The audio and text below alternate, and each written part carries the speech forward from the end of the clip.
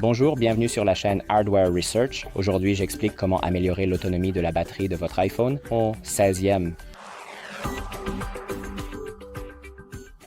Donc, si vous remarquez que la puissance de votre batterie diminue plus rapidement récemment, ce que vous pouvez faire est...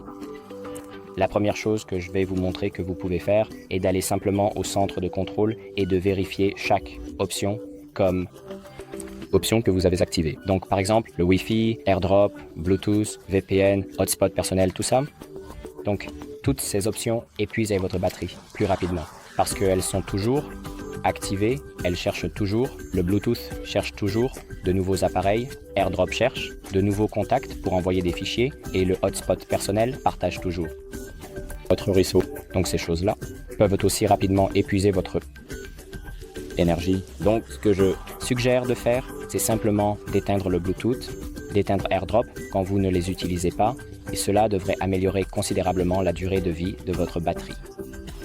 La prochaine chose que je vais vous montrer est d'ouvrir les paramètres, puis d'aller dans Batterie, cliquer sur Batterie, puis cliquer sur État de la batterie et Charge, et vérifier la capacité de la batterie de votre téléphone. Donc, en gros, cela signifie que la batterie a maintenant 89% de la capacité qu'elle avait lorsque le téléphone a été acheté. Donc, en gros, quand vous achetez votre téléphone neuf, il a 100%, ce qui signifie que votre batterie utilise tous les pourcentages de votre téléphone. Et en ce moment, si c'est par exemple à 89% comme le mien, cela signifie qu'il y a moins de pourcentage à utiliser. Donc en gros, cela signifie qu'il y a moins d'énergie peut-être stockée. Et la prochaine chose que je veux vous dire, c'est que si vous entendez quelqu'un vous dire de simplement fermer toutes les applications comme ça sur votre téléphone, ce n'est pas vraiment une solution. Parce que ce que fait essentiellement votre téléphone, c'est que l'iPhone ne stocke pas les applications, comme les téléphones Android ou d'autres téléphones utilisant la RAM, mais ce qu'il fait essentiellement, c'est qu'il utilise d'autres moyens pour sauvegarder les apps ouvertes de ce téléphone. Et cela ne vide pas vraiment votre batterie autant, ce qui est aussi la raison pour laquelle il n'y a pas d'option pour fermer toutes les applications, par exemple, comme sur un Android. Donc, il y a généralement un bouton juste ici en bas pour les Android pour fermer tous les onglets immédiatement, pour libérer de la RAM, mais il n'y a rien de tel sur un iPhone parce que ce n'est pas totalement nécessaire.